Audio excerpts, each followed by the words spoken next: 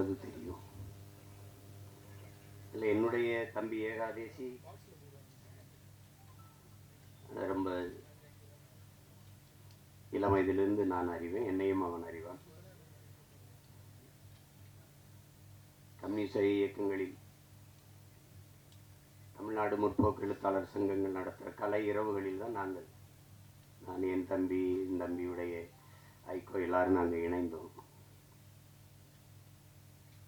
இணைத்தது ஒரு கொள்கை உறவு, அதை தாண்டி எங்களுக்கு இரத்த உறவு எல்லாம். தம்பி கார்வண்ணன் குறிப்பிட்டது மாதிரி ஏகாதேசி என்றாலே அந்த ஆத்தாவும் சேல அந்த ஆகாயத்தை போல பாடலை யாரும் மறக்க முடியாது. அது இந்த தமிழ்நாடு தாண்டி உலகம் முழுமைக்கும் போய் சேர்ந்த ஒரு உன்னதமான ஒரு காவிய படைப்பு தான் சொல்லணும். தாயினுடைய அன்பை அந்த சேலையை வச்சு அவன் சொல்லியிருக்கிற விதம் அவன் ஆகச்சிறந்த கவிஞன் என்பதை காட்டும். அதுக்கப்புறம் நிறைய திரைப்படத்தில் பாடல்கள் எழுதிட்டான். இந்த படத்தில் பாடல் எழுதிப்பது எனக்கு பெருமை, ரொம்ப மகிழ்ச்சி. அது என்னுடைய தம்பி கார்வண்ணன் படத்தில் வளர்ந்து வருகிற இளைய இசையமைப்பாளரோடு ஒளிப்பதிவாளர் என் தம்பி துரைமுருகன் தான் அந்த காணொலியை காட்டினார். அந்த முன்னோட்டத்தை அது எடுத்தோன்னே கேட்டது, இது யார் ஒளிப்பதிவுன்னு. ஏன்னா எனக்கு தெரியும் இது அப்படின்னு. அது சுகுமாரன்னு அதான் நினச்சேன் அப்படின்னு. அவனுடைய ஒளிப்பதிவு ரொம்ப சாதாரண ஒளிப்பட கலைஞனாக தான் வந்தான். அப்புறம் சேர்ந்து மிக குறுகிய காலத்துக்குள்ள அதை கற்றுக்கொண்டு தன்னுடைய திறமையை வளர்த்து சிறந்த ஒளிப்பதிவாளர்களில் ஒருவராக தன்னை நிலைநிறுத்திக்கிட்டான். அவனுடைய கும்கி ஆகட்டும், அதுக்கு முன்னாடி வந்த மைனா, 2 படமும் மிகச்சிறப்பாக. கும்கிலாம் ஒளிப்பதிவு அசாத்தியமாக செஞ்சிருப்பான். அது நிறைய ஆற்றலை வெளிப்படுத்தினா. அப்புறம் தம்பி சிவகார்த்திகன் நடித்த அந்த மான் கராத்தே அந்த படத்திலேயே அவன் ரொம்ப நல்லாயிருக்கும் ஒளிப்பதிவு. இதிலேயே பார்த்துருப்பீங்க, அந்த அதிகாலை அந்த ஒளியை உள்வாங்கி அவன் பதிவு செஞ்ச விதம், அந்த சூரிய ஒளியை உள்வாங்கி பதிவு செஞ்ச விதமெல்லாம் அவ்வளவு அழகாக இருக்கும். அந்த காடுகளில் வயல்வெளிகளில் அவனுடைய கருவி பயணித்து போகிற இது அவ்வளவு தெளிவாக இருக்கும். அது பேசிய தொகுத்து வழங்கியவர்களோட சொன்னாங்க, அவர் சுருக்கமாக பேசிட்டாருன்னு. அவர் தான் மொத்தமாகவே தன்னுடைய ஒளிப்பதிவு கண்களால் பேசிட்டாப்புல. என்னுடைய தம்பி என்பதில் எனக்கு ரொம்ப பெருமை. அவன் தம்பினா சும்மா தம்பி இல்லை, சொந்தமான தம்பி. அவனுடைய அண்ணனும் ஒளிப்பதிவாளர் தான். அவனும் நிழற்பட ஒளிப்பட கலைஞனாக திரைப்பி மிகப்பெரிய ஒளிப்பதிவாளராக பல படங்களை செஞ்சு என் தம்பி ஜீவனுடைய தம்பி தான் என் தம்பி சுகுமார் அவர்கள். இப்போ இதில் நடித்திருக்கிற கலைஞர்கள் என்னுடைய அண்ணன் மனோஜ்குமார் அவர்கள் மிகச்சிறந்த வெற்றி படங்களை. மண்ணுக்குள் வைரம்னா அவரே ஒரு மண்ணுக்குள் வைரம் தான்.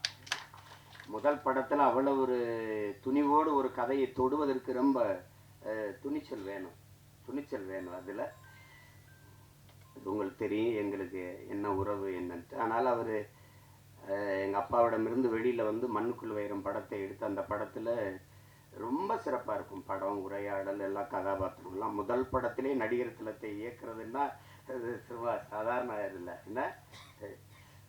ஆமாம், எங்கள் அப்பா என்ன பாடுபடுவார் பசுமல்ல. முதல் மரியாதை எப்படின்னு தெரியாது, நான் தான் அதுக்கு எழுத்தாளர். என்ன சொன்னாலும் எங்கள் அப்பா உரையாடலை ஏற்றுக்க மாட்டார்ல. 2 பேருக்கு ரொம்ப நேரம் சண்டை நடக்கும். அங்கே நாற்காலியில் எங்கள் ஐயா என்னையே பார்த்துப்பார். என் மேலே ரொம்ப அன்பு. என்னதான் ஐயா பிரச்சனை உனக்கு உங்கள் அப்பனுக்கு அப்படின்னா, இல்லைங்க நான் என்ன எழுதி கொடுத்தாலும் அதை வேணான்னு கிழிச்சு போட்டுறேன், தூர போட்டுறேன். என்ன நீ என்ன நினைக்கிற, நான் என்ன பேசணும்னு நினைக்கிறேன், எனக்கிட்ட சொல்லு, நான் பேசிட்டேன். அவ சொல்லிடுவோம். காட்சி நடந்து வரல இந்த இடத்துல எங்கள் ஐயா எங்கள் அப்பா என்ன ஓகே அப்படின்ட்டு போயிடுவாப்ல. வேலை சொன்னோன்னே எங்கள் ஐயா அந்த வேட்டி எடுத்து தொடச்சிட்டு தேடுவோம். அப்புறம் நான் அந்த கூட்டத்தில் நிற்பேன், அப்படி பார்த்துட்டு ஓகே அப்படின்னு கேட்பார். ஏன்னா நீ சொன்னது வந்துச்சா அப்படின்னு. ஓகே அப்படின்னு. ஒரு 2-3 தடவை இது நடந்துக்கிட்டு இருக்குது. எங்கள் அப்பா கவனிக்கல. ஒரு தடவை நம்ம ஓகே சொன்ன பிறகு வேற யார்கிட்ட ஓகே கேட்குறாரு, யாரு அப்படின்னா அப்படி திரும்பி பார்த்தா கூட்டத்தில் நான் உடனே சொல்லு, இங்கே என்ன நடக்குது அப்படின்னு. நான் ஒரு பக்கம் ஓட, எங்கள் ஐயா ஒரு பக்கம் ஓடி தெரிச்சு. அப்புறம் அது மாதிரி அவர்கிட்ட அந்த பெரிய மேதையை வந்து முதல் படத்தில் இயக்குறது என்பது சாதாரண ஒரு பெரிய வாய்ப்பு. மண்ணுக்குள் வைரம்னா வைரம் தான். அதுக்கப்புறம் எங்கள் அண்ணன் எவ்வளோ வணிக படங்கள் எடுத்துட்டாங்க, பெரிய வெற்றி படங்கள் எல்லாம் கொடுத்துட்டாங்க. இப்படிப்பட்ட ஒரு படைப்பு அலிதில் நடிச்சிருக்காங்க. அப்புறம் எங்கள் அண்ணன் தேனப்பன் எவ்வளோ பெரிய படங்களை தயாரித்தாங்க.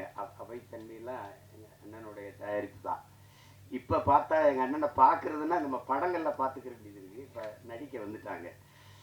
ஆனாலும் எங்கள் அண்ணனை வந்து அவர் குணத்திற்கும் அவர் படத்தில் நடிக்கிறது வில்லனாக நடிக்கிறாரு, சகிக்க முடியல. எங்கள் அண்ணனா வில்லனா எதுக்கு நடிக்கணும் அப்படின்ட்டு. அவ்வளோ நல்ல மனிதன். தேனப்பன் வந்து ஒரு சிறந்த தயாரிப்பாளர், சிறந்த நடிகரோட மிகச்சிறந்த நிர்வாகி. அதனால தான் எங்கள் அண்ணன் கமலஹாசன்லாம் அவரை கூடவே வச்சுருந்தாவில். அப்படிப்பட்ட ஒரு ஒரு திறமையான ஒரு மனிதர் எங்கள் அண்ணன் தேனப்பன் அவர்கள். அதுக்கப்புறம் எங்கள் ஐயா மகன் தொகுப்பாளர் சொன்னாங்க, உங்களுடைய தமிழ் ரொம்ப நல்லா இருக்குது அப்படின்னு. தமிழ் கடலின் மகன் வந்து தமிழ் பேசலைன்னா அப்புறம் என்ன இருக்குது சொல்லுங்கள். எங்கள் அப்பா, நான் அப்பான்னு தான் சொல்லுவேன். அழைச்சா ஐயா ஐயா ஐயா நல்லா இருங்கய்யா, நல்லா இருங்கய்யா, என்னங்கய்யா அப்படின்னு. ஒன்றும் இல்லை ஐயா, படிக்கணுமையா படிக்கணுமையா படிக்கணுமையா, வாழ்க தமிழுடன். எல்லோரும் நம்ம வணக்கம் ஹலோ இப்படிதானே அழைப்பு எடுப்போம். நான் அழைச்சோன்னே நான் தானே தெரிஞ்சிடும், வாழ்க தமிழுடன் சொல்லுங்கய்யா அப்படி பேசுவோம். அவ்வளவு ஒரு அன்பு. தமிழ் கடல்னா தமிழ் கடல் தான். ஒன்று சொல்கிறேன், நானும் எங்கள் ஐயா மேனும், நான் தம்பி படம் இயக்குறேன். நாங்கள் எல்லாம் ஒன்றா பணி செய்கிறோம். அதில் கவி பேரரசு முத்தமிழ் பேரறிஞர் ஐயா வைரமுத்துக்கிட்ட பாடல் வாங்க போகிறோம் 2 பேரும் இல்லையா ஐயம்மனை. அப்போ இங்கே இருக்குது ட்ரஸ்ட்புரத்தில். அங்கே போய் உட்காந்து பேசிக்கும்போது நான் அறிமுகப்படுத்துகிறேன் ஐயாவோட பையன் அப்படின்னேன். உட்காருங்க உட்காருங்கன்னு பேசிட்டு ஐயா சொன்னது ஞாபகம் இருக்குது வைரமுத்து அவர்கள்.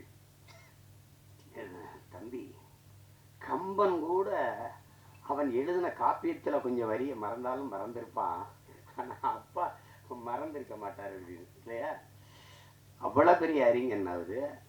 தமிழ் கடல்னா சும்மா இல்லை. அப்படி ஒரு பேரறிஞருடைய பெரிய தமிழ் பொக்கிஷத்தினுடைய மகன் எங்களுடைய ஐயா மகன். எனக்கு எப்போவும் எங்கள் ஐயா மகன், அவருக்கு எப்போவும் நான் அராஜகம் தான். அதுக்கப்புறம் சொல்லணும்னா எங்கள் அண்ணன் எம்எஸ் பாஸ்கர் சொல்லி சிரிச்சுக்கிட்டு இருந்தான். இவெல்லாம் ஏன்டா நடிக்க வந்தான்னு சில பேரை தோணும். எங்கள் அண்ணன் ஏன் இவ்வளோ நாள் நடிக்க வரலைன்னு தோணும். ஒரு பின்னணி கலைஞனாகவே இருந்து திரைமறைவிலே தன் குரலாலேயே பல பேருக்கு நடிப்புக்கு உயிர் ஊட்டிய ஒரு மாபெரும் கலைஞன். ஒரு காலம் அவரை கைவிடாமல் கொண்டாந்து நம்ம முன்னாடி நிறுத்திடுச்சு. எந்த கதாபாத்திரம்னாலும் ஆகச்சிறப்பாக செய்யக்கூடிய ஆற்றல் இன்னைக்கு தமிழ் திரையுலகில் எங்கள் அண்ணனுக்கு தான் இருக்குது. அது பல படங்களை சொல்லலாம். அது சிறிய கதாபாத்திரம் பெருசு அப்படிலாம் கிடையாது. அதுவும் ஒரு தவம். என் தம்பி சொல்லும்போது சிவாஜி மாதிரின்னு எங்கள் அண்ணன் கூச்சப்பட்டார். நாங்கள் உங்களை சிவாஜி ஐயன்னு சொல்லலை. அது மாதிரின்னா மாதிரின்னு எப்படின்னா அந்த ஈடுபாடு. உதாரணமாக இப்போ எங்கள் ஐயாட்ட சொல்கிறேன். எங்கள் ஐயாவுக்கு பசுமன் படத்தில் நடிக்கும்போது அண்ணன் சிவகுமாரை உங்களுக்கு தெரியும், அது ஒரு பிசாசு. ராதிகா மேர தெரியும், அவங்க ஒரு பிசாசு. எல்லாருமே மிகச்சிறந்த கலைஞர்கள். அந்த திரையை வந்து உயிராக நேசிக்கிற ஒரு கலைஞர்கள். இதே எங்கள் அப்பா கண்ணன் ஐயா ஒளிப்பதிவு எல்லாம். இப்போ இவங்க என்னன்னா எப்போ படப்பிடிப்புனாலும் அதிகாலையில் ஒரு 5 மணி, அதிகாலையில் ஒரு 4 மணி அப்படி வச்சா இங்கேருந்து வண்டி போய் நாங்கள்லாம் நிற்கும்போது ஒரு நாற்காலியை போட்டு ஒரு ஆள் உட்காந்துருக்கோம். அது யாருன்னா எங்கள் ஐயா நடிகர் திலகம் அவர்கள் உட்கார்ந்துருப்பாங்க.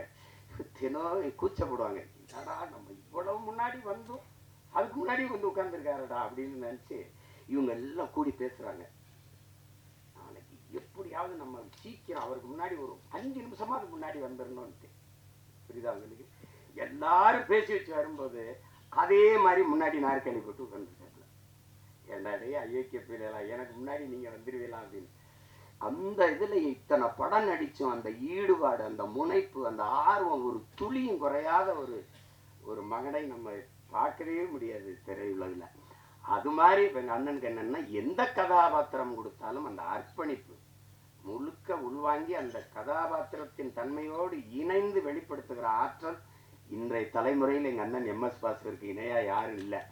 அது சின்ன இப்போ நீங்கள் அண்மையில் இப்போ ஓடிக்கொண்டிருக்கிற டூரிஸ்ட் ஃபேமிலி அந்த படத்தை பார்த்தீங்கன்னா கூட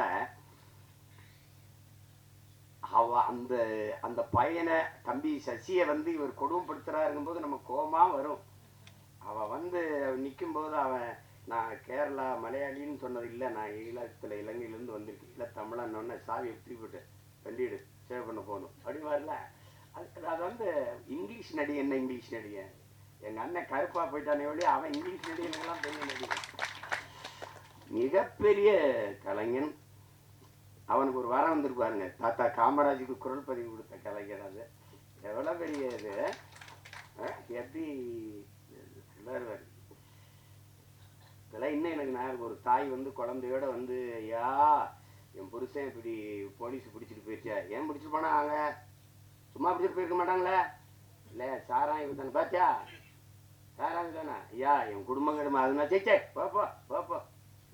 அதெல்லாம் கொலகார போய் கொலை பண்ணா அவனை மன்னிக்கலாம், ஒரு குடும்பம் தான் போகும். சாராயம் வச்சா தான் ஊரே நாசமாக போயிடும், போப்போ உடனே மன்னிக்க முடியாது அப்படிம்பாரு. அதெல்லாம் அது அந்த அவர் என்ன உடல் மொழியில நடிச்சாரோ அதே அளவுக்கு தன்னுடைய குரல் வளர்த்தால குரல் நடிப்புல போய் பொறிச்சு பேசுறதுங்கிறது, குரல் கலைஞர்கள்ங்கிறது சாதாரணம் கிடையாது, சாதாரணம் கிடையாது. அப்படி எண்ணற்ற படங்களுக்கு உயிர் கொடுத்த மகன் இன்னைக்கு திரையில நம்ம பார்க்குறோம்.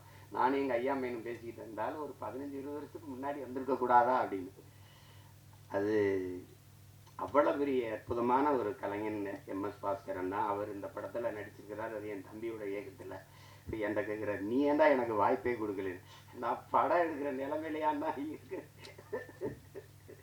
அடிச்சு. அதுக்கப்புறம் என்னுடைய தம்பி விமல், நாங்கள் அவனை கதாநாயகனாக பார்க்குறது இல்லை, எங்கள் குடும்பத்தில் ஒரு இளைய தம்பி அவன். எங்களுக்கு எல்லாருக்கும் அப்படித்தான், அவன் மேலே நாங்கள் எல்லாரும் பேரன்பு வச்சுருப்போம். எங்கள் குடும்பங்கள் இருக்கிற எல்லா நிகழ்வுலையும் அவன் இருப்பான். அப்படி செல்ல தம்பி அவர். அவனுடைய வெற்றி அவனுடைய வளர்ச்சியில் எங்களுக்கெல்லாம் பெரும் ஆர்வமும் பெரும் மகிழ்ச்சியும் இருக்குது. இன்னும் அவனுக்கு களவாணி மாதிரி படம் வரணும், இருந்தாலும் அவனுக்கு வாகை சுடவா மாதிரி படம் நிறையா வரணுங்கிறதா என்னுடைய இது. அந்த படத்தில் என் தம்பி சர்க்குணமும் இன்னும் அவனுக்கும் அந்த மாதிரி ஒரு படம் வரணும். என் தம்பி விமலுக்கும் அவ்வளவு சிறந்த ஒரு படம், அது பல விருதுகளை எல்லாம் வென்றது. ஒரு வாழ்வியலை இந்த வறண்ட நிலப்பகுதியில் வாழ்கிற செங்கல் காலவாயில் இருக்கிற அந்த மக்கள், அந்த பிள்ளைகளின் கல்வி, எவ்வளோ சிறந்த படத்தில் நடித்து வந்தார் அந்த தம்பி. இதில் கதாநாயகன் நடிச்சிருக்கிறார் சாயா. அவங்க எங்கள் அண்ணன் பொண்ணு, அவங்க மறந்துருப்பாங்க. ஒரு தடவை எங்கள் அண்ணன் மகள் நடிச்சுக்கிட்டு இருக்காவா அறிமுகப்படுத்தினார் யார் கண்ணன். நாங்கள்லாம் ஒரே குடும்பம், அதில் நம்ம வீட்டு பொண்ணு நம்ம படத்தில் நடிச்சிருக்கிறது பெருமை. அடுத்து சாஸ்விதா அவங்க கேட்டேன், அவங்க பேர் கனிமொழின்னாங்க. அவங்க இப்போ சேஸ்வதா ஏதோ பேரை மாற்றி வச்சுருக்காங்க. தமிழ் எப்படி அழியுதுன்னு கேட்டிங்கன்னா இப்படி தான், கனிமொழின்னு ஒரு பேரை மாற்றி வைக்கிறது அப்படி தான். என்ன பண்ணுறது, ரெயின்போன்லேயே தமிழ் எழுதுங்கன்னு சொல்கிற நிலைமையில இருந்தால் அதெல்லாம் நம்ம மொழியில் பேர் வச்சுக்கிறது கூச்சப்பட வேண்டியது இல்லை. நீங்கள் நல்ல பேர், அதெல்லாம் உங்கள் பேர் கனிமொழி அவர்கள். அடுத்து என்னுடைய தம்பி சுரேஷ், என் மண்ணுக்காரன், என் மேலே பெரிய பாசம் கொண்டவன். என்ன மனசில் பட்டதை கூச்சமில்லாமல் பேசுவான். அது மற்றவங்களுக்கு வெறுப்பாக இருக்குது. இப்போ என்னையெல்லாம் பார்த்தா சில பேருக்கு அருவறுப்பாக இருக்குது, வெறுப்பாக இருக்குது, என்னத்தையோ பேச்சு கிடக்கிறாப்புல இருந்தால் அப்படின்னு. அது மாதிரி தான் அது அவனுடைய இயல்பு. அவனுக்குள்ள நல்ல ஒரு மனிதன் இருக்கான், நல்ல மனிதாபிமானம் இருக்கு. இருக்காரு சிவன் கைகட்டி நின்னா சரியா இல்லை, என் பாட்டன் ஆதி பெரும்பாட்டன் கைகட்டுறது சரியா இருக்குது. அதுக்கப்புறம் விஆர் அவர் விமல் அவர், நீங்கள் நல்லா வரணும், நல்ல உடலை நல்லா பேண்டுறீங்க, உங்களுக்கு பாராட்டு. நீங்கள் அதை தொடர்ச்சியாக செய்யுங்க, இன்றில் என்றாலும் சரியான வாய்ப்பு வந்துடும். என் தம்பி அருண் விஜய் தெரியுமா, OMCயில் நாங்கள்லாம் பயிற்சி எடுப்போம். அப்போ அவன் நல்லா உடலை வச்சுருப்பான், வாய்ப்பு சரியாக வரலை. நான் சொன்னேன், நீ இதை மட்டும் சரியாக செஞ்சுக்கிட்டே இரு, ஒரு நாள் நீ சரியான இடத்துக்கு வந்து வென்றுவாங்க. அதே மாதிரி அவனுக்கு படம் வந்து அடிச்சிட்டான். தடயம் அந்த படங்கள்லாம் வந்து குற்றம் 23 அடிச்சுட்டான். அதனால அதை மட்டும் சரியாகுங்க. உங்களுக்கு ஒரு சான்று உட்காருங்க சார். எனக்கு எங்கள் அண்ணன் சரத்குமாரை நான் அண்ணன் தான் கூப்பிடுவேன், நாங்கள் ரொம்ப நெருக்கம். விண்ணூர்தி நிலையத்தில் சந்தித்தோம். இப்போ பொன்னியின் செல்வன் வெளியாயிடுச்சு. வணக்கம் இந்த வயசில் ஐஸ்வர்யா ராய் ஜோடி கேட்குது அப்படின்னு பொறாமேடா. அவர் சார் டே உடலை நல்லா வச்சுட்டான், எந்த வயசுலையும் சாதிக்கலாம்டாங்க. அதை தான் எல்லாருக்கும் சொல்கிறேன். நம்பிக்கையோடு இருங்க, சாதிக்கலாம். அப்புறம் எல்லாரையும் சொல்லிட்டேன். தம்பி புவன் பட தொகுப்பாளர், அதுக்கப்புறம் அம்மா ஆதிரா அவர்கள், அவங்க எங்கள் ஊர் பொண்ணவங்க, பாண்டிச்செல்வி அவங்க. அவங்கள இன்னைக்கு பார்த்தாலும் அந்த மருது படத்தில் 2 கையிலையும் கம்பெடுத்து சுத்துறதா இந்த காட்சி தான் எனக்கு ஞாபகத்துக்கு வருது. ரொம்ப அருமையான பெண்மணி. நமக்கு தமிழ் திரையுல கிடைச்ச ஒரு இயல்பான முகம், இயல்பான நடிப்பை வெளிப்படுத்தக்கூடிய ஒரு திறமையான கலைஞர் அவங்க. அவங்களுக்கு என்னுடைய அன்பும் வாழ்த்துக்களும் எல்லாரையும் சொல்லிட்டு நினைக்கிறேன். என் தம்பி சுகுமார் இருக்கான். அவ திரையுலகத்தை தாண்டி நடிப்பு, இதை தாண்டி என் மேல் அன்பு கொண்ட ஒருத்தன். அவனுக்கு மொழி இனப்பற்று அதிகம். காதல் படத்துல இருந்தே தம்பி சுகு எனக்கு தெரியும். அப்புறம் மகேந்திரன் சிறந்த கலைஞன். அவனுக்கு வாய்ப்பு சரியா அமையல. அவன் நடித்த சல்லியர்னு படம் இருக்குது, சல்லியர்கள். அதில் அவன் தான் கதாநாயகன். மிகச்சிறப்பாக நடிச்சிருப்பான். இருக்கான்னா போயிட்டான். மகேந்திரன் ரொம்ப சிறப்பாக நடிச்சிருப்பான். ஒரு போராளியாக வந்திருப்பான். அவன் இரு காலம் இருக்கு, எங்கே போயிருப்பது. நல்ல திறமையான கலைஞன். அப்புறம் என் தம்பி துரைமுருகன் சரி, அவன் சமூக பற்றாளர், சமூக ஆர்வலர். ஆமாம், என் தம்பி கிடாரி அப்படின்னா அவங்களுக்கு தெரியும். அது காலையில் கிடாரி மாடுகள்னு அதை சொல்லுவோம். அது ஒரு திமிரு எடுத்த தினவு எடுத்தது அதை சொல்லுவோம். அது கிடாரி படத்தில் ரொம்ப அருமையான இது கையாண்டிருக்கு. குறிப்பாக எங்கள் அண்ணன் வேல ராமூர்த்தியுடைய கதாபாத்திரம் எனக்கு இன்னும் மனசில் இருக்குது. தம்பி பிரசாத் முருகேசன் அவர்கள். அதை நாங்கள்லாம் அந்த படத்தை பார்த்து யார் இயக்குனர்னு நான் எங்கள் ஐயா மேனும் பேசி பார்ப்போம். மத்தாகம் பார்த்துட்டு தான் கேட்ட ஐயா மேனை, யார் ஐயா மேனை இவ்வளவு சிறப்பாக எடுத்துக்கு, எங்கள் கிடாரி பட இயக்குனர் தானோன்னா அதுக்கப்புறம் நானே அழைச்சி பேசி வாழ்த்தினேன். ரொம்ப திறம்பட்ட, அவனுக்கு என் மேலே அன்பு இருக்கு இல்லையோ, அவனுடைய மகனுக்கு என் மேலே பேரன்பும் பிடிப்போம். என்னை பார்க்கறதுக்காக வந்திருக்காருனாங்க, நான் அவனை சந்திக்கணும். இது எல்லாரையும் சொல்லிட்டேன். என்னுடைய தம்பி கார்வண்ணனை பற்றி உங்களுக்கு சொல்லணும். நாங்கள் அவர் எந்த திசையில் இருந்தார், நான் எந்த திசையில் இருந்தேன்னு தெரியல. ஆனால் எங்களை ஒரு ஒரு உணர்வு இணைக்குது. அது எங்களுடைய மொழி இனப்பற்று. அப்போ அவர் எடுத்த படங்கள், இப்போதான் படம் பார்க்கும்போது அவர் பெட்டிக்கடை முதல் படம், அதுவும் கிராமத்தில் நடந்த அனுபவத்தில் எடுத்ததா.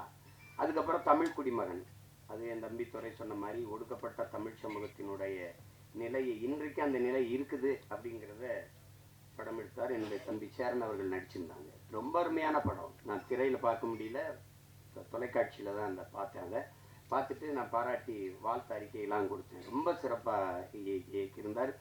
அது உரையாடல்கள், திரைக்கதை, போக்கு எல்லாமே மிக நேர்த்தியாக இருந்தது. அடுத்தது இப்போ இந்த படம் மிக சிறப்பாக வரும்னு நினைக்கிறார். தொடர்ந்து ஒரு பிரச்சனையை, அந்த பிரச்சனையை பயந்து தான் அதை சரி செய்ய முடியாமையே போயிடும். அது ஒரு சமூகத்தில் இருக்கிற பெரிய அவலம் தான். சில இதை பேச மறந்துடும் இல்லையா. நெல்வாதி மங்கலத்தில் கோயிலுக்குள்ள விடலைன்னா நமக்கு எதுக்கு பிரச்சனைன்னு நினைக்கிறாங்க. அது ஓட்டுக்காக நிற்கிறவன் தான் அதை சிந்திப்பான், நாட்டுக்காக நிற்கிறவன் அதையெல்லாம் சிந்திக்க முடியாது. நீ போட்டா போடு, போடலைன்னா போ, சரி எதுவோ அதுதான். உலகத்தில் என் அன்பு சொந்தங்கள் உங்களுக்கு சொல்லுவேன், உலகத்தில் சாதித்த எல்லோரும், இந்த உலகத்தை இவ்வளவு பெரிய மாறுதலுக்கு கொண்டு வந்த எல்லோரும் தன் மனச்சான்று வழிகாட்டுதலின்படி நடந்தவன் தான் இவ்வளவு பெரிய மாறுதலை கொண்டு வந்திருக்கான். நீங்க சின்ன சமரசம் செஞ்சாலும் அது சரியா வராது. என்ன சொல்றா, நீங்க ஒவ்வொருத்தனும் என்ன சொல்றா, உலகமே உன்னை இது செய் என்று சொன்னால் சரியில்லை என்று பட்டால் செய்யாத, உலகமே செய்யாதே என்று சொன்னால் சரி என்று பட்டால் செஞ்சிருந்த, அதான் கோட்பாடு. அதை தான் நம்ம செய்யணும். விவேகானந்தர் நமக்கு என்ன கற்பிக்கிறார், எதற்காகவும் உண்மையை விட்டு கொடுத்துறாத, ஆனா உண்மைக்காக நீ எதையும் விட்டு கொடுங்க. இதே வெவ்வேறு வடிவத்தில், ஒவ்வொரு வடிவத்தில் ஒவ்வொரு தத்துவ ஞானிகளும் மேதைகளும் சொல்லி வந்திருப்பாங்க. ஆனால் இதே தான் எங்க தலைவர் என்ன சொல்றார், நாம் சாகலாம், சாதாரணமானவர்கள், ஆனால் சத்தியம் தோற்றதாக சரித்திரத்தில் செய்தி இல்லை. நாம் சத்தியத்தின் பக்கம் நிற்கிற சத்தியத்தின் மக்கள் நாம் வெல்லுவோம்ங்கிறல்ல, அது எனக்கு தான் சொல்றாங்க. அது அந்த மாதிரி நம்ம எதிர்க்கும். நபிகளே என்ன சொல்றாரு, அநீதியை கண்டு அச்சம் இல்லாமல் துணிந்து எதிர்ப்பவன் எவனோ அவனே உண்மையான ஜிகாத்துங்கிறார். அநீதின்னு தெரிஞ்சிருச்சு, அவன் எதிர்க்கணும். சேகுவார் என்ன சொல்றான், உலகத்தில் எங்கெங்க அநியாயம் நடக்குதோ அதை கண்டு நீ பொறுக்க முடியாமல் கோவப்படுவாய், ஆனால் நீனும் என் தோழனாங்கிறான். நீனும் என் தோழன் தான். நான் தம்பி படத்துல இறுதியில் அந்த உரையாடல் அவருடைய கோட்பாடை அதை எடுத்து போட்டிருப்பேன். அப்ப அது அச்சப்பட்டுக்கிட்டே இருந்தா மேல் பாதியில குடிக்கிற நீர்ல இந்த நூற்றாண்டுல ஒருத்தன் சிங்கத்தை கலக்கிறான்னா அதையும் சகித்துக்கிறது, எல்லாத்தையும் சகித்துக்கிறது. சகித்து சகித்து சகித்து தான் ஒரு அடிமை எப்படி பிறக்கிறான்னு நினைக்கிறீங்க? அடிமை எப்படி பிறக்கிறான்? அநீதியை கண்டு எதிர்க்க துணிவில்லாதவன் அதை சகித்துக் கொள்கிறான். தொடர்ந்து சகித்துக் கொள்கிறவன் அடிமையாகிறான். இவ்வளவுதான் அடிமையின் பிறப்பு. அப்படிதான் நம்ம அடிமை ஆயிட்டோம். எதை உங்களால ஏத்துக்க முடியுது? ஊழல் தெரியுது, லஞ்சம் தெரியுது, மணலள்ளி விற்கிறான் தெரியுது, சாரங்காய்ச்சி விற்கிறான், கஞ்சா வின்னு கொக்கைன்னு எல்லாம் விற்கிறான் தெரியுது, ஆனால் கேட்க முடியாது. இதுதான் இது காரணம் பயம். அதையும் எங்க தலைவர் இந்த மரணம் என்ற ஒன்றுக்கு பயப்படுவதாலே இந்த மானுட சமூகம் பல்வேறு துன்ப துயரங்களை தூக்கு சுமக்குதுங்கிறாங்க. எதுக்கு பயப்படணும்? நான் உயிரோடு இருக்கிற வரை சாவு என்கிட்ட வராது. நான் சாகும்போது நான் உயிரோடு இருக்க மாட்டேன். மரணம் என்கிட்ட வரும்போது உயிரோடு இருக்க மாட்டேன். எதுக்கு பயப்படணும்? பயப்படுறதுனால ஒருத்தர் நீண்ட நாள் வாழ்ந்துருவானா நம்ம எல்லாம் பயந்துட்டே இருக்கலாம். அர்த்தமற்றது. அர்த்தமற்றது. பயம்ங்கிறது கோழைகளின் தோழன், அது வீரனுக்கு எதிரி. அது எங்களுக்கு அஞ்சுவதும் அடிபணிவதும் தமிழன் பரம்பரைக்கு கிடையாதுன்னு தான் எங்க தலைவர் எங்களை வளர்த்துருக்காரு. அது கிடையாது. அதுல ஒரு இயக்குனரா நீங்க என் தம்பி கார்வன் நினைப்பாக்குறீங்க. அவர் படம் என் தம்பி துறையெல்லாம் பார்த்துட்டாரு, நான் பார்க்கல. அது பார்க்கறதுக்காக நேரம் வாய்க்கல. இந்த 3 பாடல்கள் அவர் எடுத்த முன்னோட்டம், அவர் சொல்லுகிற செய்தி, அதுலயே தெரியுது அவர் எதை தொட்டு எதை சொல்ல போறாரு அப்படின்னு. இங்க ஒண்ணு நீங்க கவனிங்க, மதம் மாறிக்கொள்ளக்கூடியது, ஆனா மொழி இனம் மாறிக்கொள்ள முடியாது. அது அடிப்படையில நீங்க புரிஞ்சுக்கணும். மதத்தையும் தாண்டிய ஒரு புனிதம் இருக்கு, அதுதான் மனிதம். அதை யாரும் அவர்கள் தேடுவதும் இல்லை, போறதும் இல்லை. இஸ்லாமியருக்கு ஒரு உயிர், கிறிஸ்தவனுக்கு ஒரு உயிர், இந்துக்கு ஒரு உயிர் என்று கிடையாது. எல்லா உயிரும் யாரு மேல கீறினாலும் ரத்தம் ஒண்ணுதான். ஆக மொத்தம் இப்ப நீ நானும் 10 மாதம் தான் நம்ம தாத்தா பட்டுக்கோட்டை பாடினதை நினைவில் வச்சுக்கணும். இதுதான் நீங்க இருக்கிற பிரச்சனை. எல்லாருக்கும் எல்லா மதங்களையும் மனிதன் இருக்கு, எல்லா மதங்களையும் சிக்கல் இருக்குது. இதை கடந்து போய் இந்த உலகத்துல எல்லாரும் மனிதனை மனிதன் கொள்வதற்கு, இத்தனை உயிர் அழிப்பதற்கு எத்தனை விதமான ஆயுதங்களை கண்டுபிடிக்கிறான். ஆனா அந்த ஆயுதங்களை எல்லாம் வெல்லுகிற ஒரு ஆற்றல் அவன்கிட்ட இருக்கு, அதான் பேரன்பு. அந்த அன்பால எல்லா ஆயுதங்களையும் வீழ்த்த முடியும். அதுதான் இன்னைக்கு நீங்க உலகத்துல எவன் பாடுனா புதியதொரு உலகம் செய்யும் கெட்ட போரிடும் உலகத்தை வேரோடு சாய்ப்பவன் பண்ணது எந்த ஆத்தன் புரட்சி பாவலன் தான். அவனுடைய பேரனும் பேத்திகளும் கெட்ட போறனால வேரோட சாஞ்சிச்சு ஈழத்துல. அதானே அது சிக்கல். அந்த மாதிரி நேரத்துல இறுதி போர்க்கட்ட சூழல்ல என் தலைவன் இருந்து நான் வந்த பிறகு தொடர்ச்சியா பேசி பேசி சிறைப்படுத்தப்பட்டேன். யாருமே என்கிட்ட நெருங்க பயந்தாங்க. 1 ஆண்டுகளுக்கு மேல சிறையிலே இருந்துட்டேன்.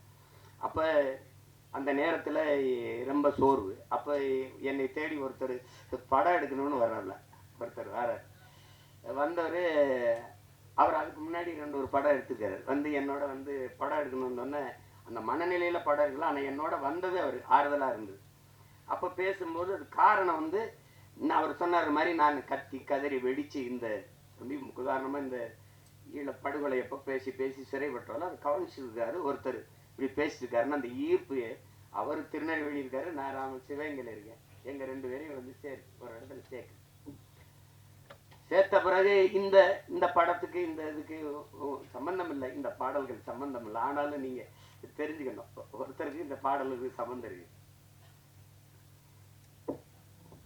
விழி மூடி மறைந்தாலும் முத்துக்குமரா, எங்கள் மனதோடு நிறைந்தாயே முத்துக்குமரா, தாய் அன்போடு தனையேந்த முத்துக்குமரா, உன் பெரும் தியாகம் மறவோமே பச்சை தமிழா, நீ விழி மூடி மறைந்தாலும் முத்துக்குமரா, எங்கள் நீ மனதோடு நிறைந்தாயே முத்துக்குமரா, பகைமையும் துரோகமும் தாய் மண்ணை சூழ, பாவிகள் கூட்டமோ நம்மை ஆள, எரிமலையாயளவே மறந்திங்கு போக, எலி பொறியில் எலியாய் தமிழனும் நோக, மனம் பொறுக்காமல் சென்னறுப்பாலே உனை தீண்டியே எம் உணர்வையே எரிய வைத்தாயே நீ. இந்த பாட்டு பாருங்க. விழி மூடி மறைந்தாலும் முத்துக்குமரா, எங்கள் மனதோடு நிறைந்தாயே முத்துக்குமரா. இந்த பாட்டு ஆண்ட பரம்பரை இங்கு மாண்டு போவதோ, ஆள பிறந்தவன் இன்று அடிமையாவதோ, வீர தமிழினம் இங்கு வீழ்ந்து போவதோ, வீணர் கூட்டம் இங்கே நம்மை ஆள்வதோ, எங்கள் இனத்தை அழிக்க துடிப்பவன் எவன், எரிமலை ஆற்றில் குளிக்க நினைப்பவன் அவன். இந்த பாட்டு தலைமகனே எம் பிரபாகரனே தலைநகரே திரிகோண மலையே. இந்த பாடல்கள் இன்னைக்கு தமிழ்நாட்டில் எல்லா இடங்களையும் ஒலிக்குது. எங்களுடைய இன உணர்வுள்ள மக்கள் கூட்டங்கள்ல இது பரவலாக கேட்கப்படுது. எங்களுடைய கட்சி பாடல்ல இது ஒரு கொள்கை பாடலா பரப்பப்படுது. இந்த பாட்டை 2010ஆம் ஆண்டு இதை தயாரித்து அங்கே செய்கிறோம். இது தம்பி இசைவேந்தன் ஒரு தம்பி எழுதின பாட்டை என்னுடைய அன்பு மைத்துனர் கவிதாஞ்சனை வச்சு இந்த பாடல்களை பதிவு செஞ்சோம். அதுக்கு அன்றைக்கே 10 லட்சம் ரூபாயை செலவழித்து இந்த பாட்டை பதிவு செய்து கொடுத்த தம்பி தான் என்னுடைய ஆர்வீர் தம்பி காரணம் அவர்கள். அவனுக்கு இந்த மொழி மீதும் இனத்தின் மீதும் இருக்கிற பற்றுக்கு இதுவே உங்களுக்கு ஒரு சான்று. நாங்கள் 2 பேரும் இணைந்தோம் அப்படின்னா மொழி அழிந்தால் இனம் அழிந்து விடும். தமிழ் இல்லைன்னா தமிழர் இல்லை, தமிழர் என்ற இனம் இல்லைன்னா நாடு இல்லை, எவ்வளவுதான். இங்க எல்லாரும் தமிழ் தேசிய அரசியல் தமிழ் தேசிய அரசியல்னா ஒரு தீண்டத்தகாத வார்த்தை போலவும் வேற்றுக்கிற சொல்பவனும் மொழி காக்க, இனம் காக்க, மண் காக்க, மண்ணின் வளம் காக்க, மண்ணின் மக்களின் நலம் காக்க, அந்த மக்களின் மானம் காக்க ஒரு அரசியல் இருக்கு. அந்த அரசியல் தான் தமிழ் தேச அரசியல். இதெல்லாம் தேவையில்லைன்னா இது தேவையில்லை. அதான் சொல்றாங்க, இது தேவை. எங்கள் முன்னவர்கள் கே.ஆர்.பி. விஸ்வநாதனோ, அண்ணல் தங்கவோ, மறைமலையடிகளோ, அல்லது சிவானந்தமோ, சிங்காரவேலரோ, ரெட்டமலை சீனிவாசனோ, ஐத்தியாச பண்டிதரோ, மாப்போசியோ, சீபா ஆதித்தனாரோ வரும்போது அவனுடைய பேரன் சீமா நிற்கிற புறச்சுழல் இல்லை. அன்னைக்கு காவிரியில் தண்ணி கேட்டா அடிச்சு விரட்டல. அன்னைக்கு கச்சத்தீவை பறித்து கொடுத்துட்டு சுட்டு சுட்டு 840 மீன் சுட்டு போடல. நீத்தேன் இருக்கும் பூமி தாய் ஈரக்கொலை அறுக்கலை, அணுவுல ஸ்டெர்லைட் இப்படி நச்சு ஆலைகளை நிறுவி எங்களை கொல்லலை. எதை தேடினாலும் இந்த அரசியல் தேவைப்படுது. தேவைதான் கண்டுபிடிப்பின் தான். இந்த அரசியல் வேணுமா, ஜெயிக்குமா ஜெயிக்காதா, அதை விட தேவையா தேவையில்லையா, அதுதான் கோட்பாடு. இப்போ அந்த அடிப்படையில் நாங்கள் இணைந்து பணி செய்தோம். என் தம்பி என்னோட ஒரு தம்பியா, உணர்வால இணைந்தாலும் உறவான ஒரு உயிரான தம்பியா, எனக்கு முதன்மை தளபதியா களத்தில் நின்னா என் தம்பி கார்வண்ணன். அவன் நாங்குநேரி தொகுதியில் 2016ஆம் ஆண்டு நாங்கள் 234 சீமா வர்றாப்புல 234 பேர் முதல்ல இருக்கானா கட்சியிலன்னு கேட்டாலாம் இருக்கு. இப்ப மறுபடியும் போட போறானா தனிச்சுன்னு கேட்கறாலும் இருக்குது. அப்ப போட்டோம். அதுல நாங்குநேரியில ஒரு தளபதியா நின்று களத்துல பணி செய்தவன் என்னுடைய தம்பி கார்வண்ணன். வெறும் திரைப்பட இயக்குனர்னு வச்சுக்கிங்க, அவனுக்குள்ள இருக்கிற போர்க்குணம் தான் இந்த மாதிரி கதைகளை தொடணும்ட்டு. அன்னைக்கு அவனுக்கு ஆதரவு இல்லை, இன்னைக்கு அண்ணன் இருக்கேன், அண்ணனுக்கு பின்னாடி பெரிய படை இருக்கு. அதான் ஒன்றும் இல்லை. திரையரங்கு கிடைக்குமா கிடைக்காதான்னு ஒரு அச்சப்படுற சூழல்ல நம்மளை தள்ளி விட்டுருக்காங்க. அதெல்லாம் மாறணும், மாறும். அதுக்கு ஒரு காலம் வருது. காலம் வரும் வரும் என்று காத்திருந்த தலைவனின் பிள்ளைகள் இல்லை, எங்களுக்கான காலத்தை உருவாக்கிய தலைவனின் பிள்ளைகள் நாங்க. எல்லாரும் நீரின் போக்குல நீரில் நீங்கினவங்க இருக்கான், நெருப்பாற்றில் நீங்கியவன் எங்கள் தலைவன், அவன் பிள்ளைகள் நாங்க. இதெல்லாம் ஒன்றும் இல்லை. உங்களுக்கு எல்லாருக்கும் சொல்றதுக்கு முன்னாடி என்கிட்ட ஒரு தடவை பேசும்போது பேச்சுவாக்கில் சொல்றாப்புல, இந்த சாவு மனிதன் இந்த மரணம் ஒன்று பயப்படுறதுனாலதான் எல்லா சிக்கலையும் எதிர்கொள்ள வேண்டியது இருக்குதுன்னு ஒரு தடவை சொல்லிடுறாரு. திருப்பி தம்பி போறான் திருப்பி அப்படிங்கும்போது ஒரு தடவை சொல்றாரு, சாக துணிஞ்சிருங்க, எல்லாம் உங்களுக்கு சாதாரணமாயிருந்துட்டு. ஏன்னா சாக பயந்தவன் தரித்திரமாகிறான், சாக துணிஞ்சவனே சரித்திரமாகிறான். சான்று சாக்ரட்டிஸ் மரண தண்டனை விதிச்சாச்சு. அது குப்பியில விஷத்தை ஊற்றி வச்சாச்சு. 1 மணி நேரம் கழிச்சு குடிக்கலான்றான். யாரு? விஷத்தை ஊத்தினவன். வச்சு கை எடுக்கிறது எடுத்து குடிச்சிடறல. சாவுக்கு பயப்படல. 1 மணி நேரம் கழிச்சு குடிக்கலான்றான். உங்களுக்கு அவகாசம் கொடுக்குறவன் எடுத்து குடிச்சிடறல. அதனாலதான் அவன் சரித்திரத்தில் அவனுக்கு இடம். உங்களுக்கு புரியுது நினைக்கிறேன். பகத்சிங் மன்னிப்பு கடிதம் எழுதி கொடுத்தா விட்டுறேங்கிறான் தூக்கு சண்டனையில். ஆளுநருக்கு கடிதம் போகுது, பகத்சிங் அனுப்புறான். மன்னிப்பு கடிதம் தான் பகத் கேட்டான்னு நினைச்சு பிரிக்கிறாப்ல. பிரிச்சா போயிட்டுக்கிறா, நீ என்ன நீ தூக்குல போட சொல்லியிருக்க, அதை ஏற்க முடியாது. நான் உனக்கு அரசியல் போர் செஞ்சுருக்கேன், அதனால என்னை துப்பாக்கியில் சுட்டு கொள்ள. நான் அது அப்படிதான் உங்களுக்கு அதை படிச்சுட்டு அவனுக்கு வேர்த்திருச்சு, மிரண்டுட்டான். அதனால தான் சரித்திரத்தில் அவனுக்கு இடம். உங்களுக்கு புரியுதுன்னு நினைக்கிறேன். இவன் நண்பர்கள் சொல்கிறாங்க, பகத் நீ வெளியில் வா, நம்ம இன்னும் வீரியமாக போராடலாம், ஒரு மன்னிப்பு கடிதம் தானே எழுதி கொடுத்துட்டு வந்துருன்ட்டு. பகத் சொல்கிறான், எல்லாரையும் போல தான் எனக்கும் வாழணும்னு ஆசை இருக்குது, ஆனால் நான் வெளியில் வீரியமாக போராடுவதை விட இந்த மரண கயிற்றை துணிஞ்சு முத்தமிட்டேன்னா பகத்தை போல வீரமிக்க மக்களை இந்த மண்ணின் விடுதலைக்கு பெற்றுத்தர வேண்டும் என்று எண்ணற்ற தாய்மார்கள் விரும்புவாங்க, அதனால நான் அந்த தூக்கு கயிறை முத்தமிடுறேன்ட்டு. ஆனாலும் பகத்துக்கு அந்த வீரமிக்க மரணத்தை வெள்ளக்காரன் தர சரியா இல்லை, சம்மதிக்கல. தூக்குதான்ட்டான். தூக்குல போடும்போது அவன் கேட்குறான், நீ ஏன்டா அந்த காலத்தை ஏன்டா நீ துப்பாக்கியில் சுட சொன்ன, ஏன் பீரங்களை சுட்டு கொள்ள சொன்ன? இல்லை, என் உடலிலிருந்து கடைசி உயிர் துளி பிதுங்கி வெளியேறுகிற வரை என் தாய்நிலத்தை என் கால்கள் தொட்டுக்கொண்டே இருக்கணும், அதுக்கு தான் நான் என்னை துப்பாக்கியில் சுடுன்னு சொன்னேன்றான். திருப்பி தூக்கில் போடும்போது அந்த கருப்பு அங்கி போட்டு மூடுவாங்க, பிளாக் மாஸ்க்கு, 2 பேர் தான் எடுந்தானே, ஒன்று பகத்சிங், இன்னொன்று சதாம் ஹுசேன். உங்களுக்கு தெரியும் நினைக்கிறேன். எடுறான்ட்டான் பகத்சிங், அந்த கருப்பு துணி எடுறான்ட்டான். எடுத்துட்டு போட சொன்னேன். ஏன்னா அந்த விழி பிதுங்கி என் உயிர் வெளியில கசிந்து போற கடைசி நொடி வர துளி வர என்னுடைய கண்கள் என் தாய் மண்ணை பார்த்துக்கிட்டே சாகணும்டான்னா. அதனாலதான் பகத்சிங் இன்னைக்கு நம்ம சரித்திரத்தில் இருக்கான். சேகுவேராவை சுடுறதுக்கு எதிரி நிறுத்தும் போது இப்படி குறி வைக்கிறான். அப்படியே குறி வைக்கும்போது, டியர் காம்ரேட், நீங்க என் நெத்திக்கு குறி வைக்கிறீங்கன்னு நினைக்கிறேன், கொஞ்சம் இடது பக்கமா வாங்க, இப்ப சுடுங்கன்னுட்டான். அதனாலதான் சேகுவேராவுக்கு இடம் உங்களுக்கு.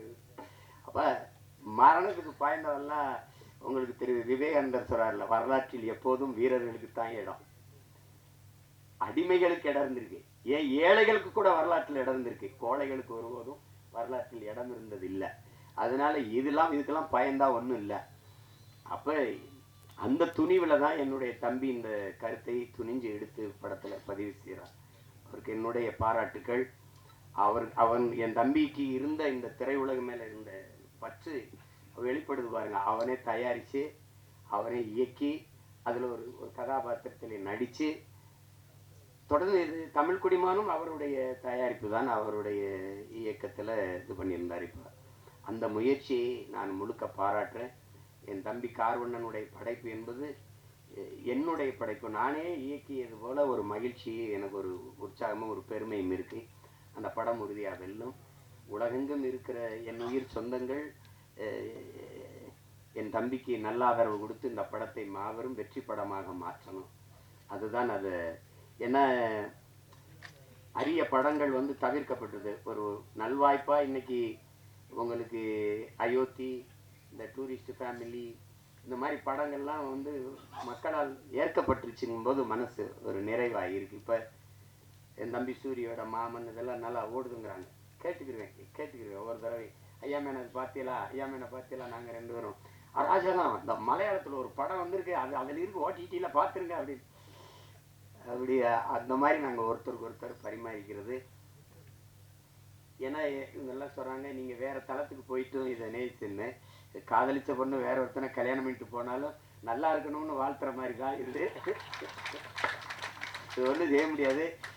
எங்கள் அண்ணன் என்கிட்ட சொல்லும்போது, திரைக்கலை பேச்சு ரெண்டும் இராணுவத்தின் வலிமை மிக்க 2 பிரிவுகள்ப்பா, ஒன்றை செய்ய ஒன்றையோ கைவிட்டக்கூடாது, நீங்கள் 2ஐயும் செய்யணும்னு. ஒன்றை செய்ய 2ஐயும் செய்யணும் தான் நினைக்கிறேன். அதை என் தம்பிக்கே திரையரங்கு கிடைக்காதுன்னு பயப்பட்டான்னா எனக்கு என்ன ஆகும்னு நீங்கள்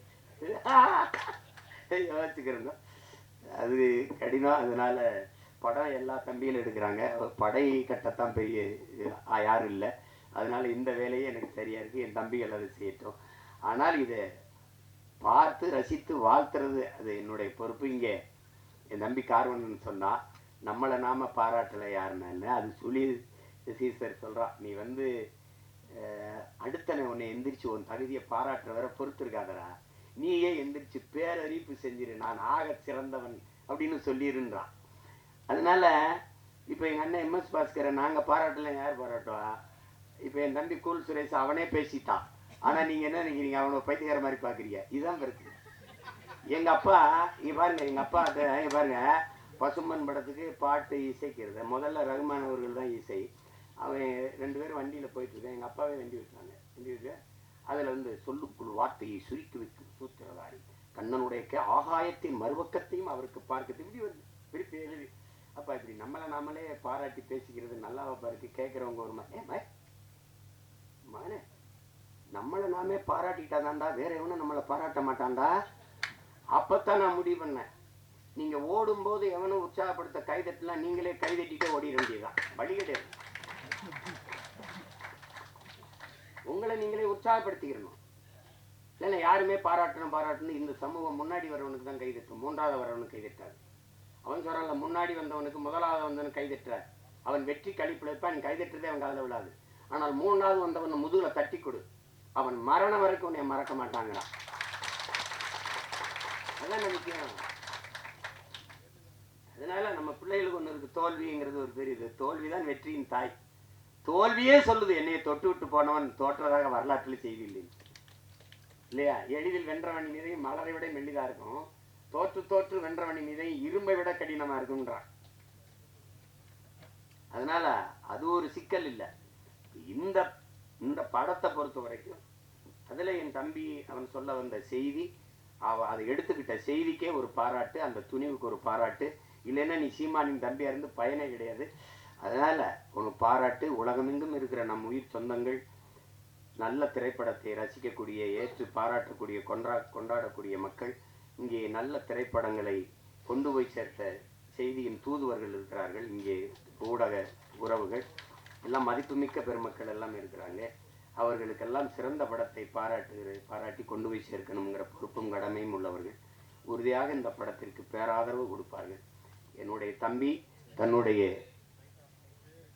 முழு முயற்சியில் அவரே எழுதி இயக்கி தயாரித்து நடித்து, தம்பி விமல் அவரோட இளம் கலைஞர்களை எல்லாம் இணைத்து கொண்டு உருவாக்கி இருக்கிற இந்த பரமசிவன் ஃபாத்திமா இந்த படம் மிகப்பெரிய வெற்றியடைய என்னுடைய வாழ்த்துக்கள். அதிலே கலை இயக்குனராக பணிபுரிந்த என் தம்பி வீரசமர், ஒளிப்பதிவாளர் என்னுடைய தம்பி சுகுமார், குறிப்பாக இசையமைப்பாளர் ஸ்டீவன் சக்கரவர்த்தி, என்னுடைய தம்பி கவிஞர் ஏகாதேசி, எல்லோருக்கும் என்னுடைய அன்பும் வாழ்த்துக்களும். என்னுடைய ஆறுயிர் இளவல் என் அன்பு தம்பி இசக்கி கார்வணன் அவர்களுக்கு என்னுடைய உள்ளம் நிறைந்த அன்பும் வாழ்த்துக்களும். படத்தின் வெற்றிக்கு என்னுடைய வாழ்த்துக்கள். உங்கள் அனைவருக்கும் என்னுடைய அன்பும் வணக்கமும். நன்றி.